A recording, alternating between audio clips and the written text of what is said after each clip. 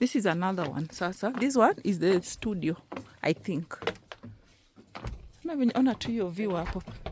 I love the studio concept.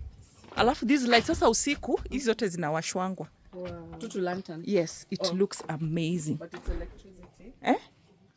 Ni mafuta. Kerosene. Kerosene anitaza bulb. Gani? Kama sio hiyo kerosene. Maybe that one has a bulb. The one in my house is kerosene. Sasa hii ndio studio. Wenye wako wanataka studio mko wapi? Ni mimi. Mimi pia. Ndio hiyo studio. Lakini someone just checked out, so when you come in itakuwa imetengenezwa.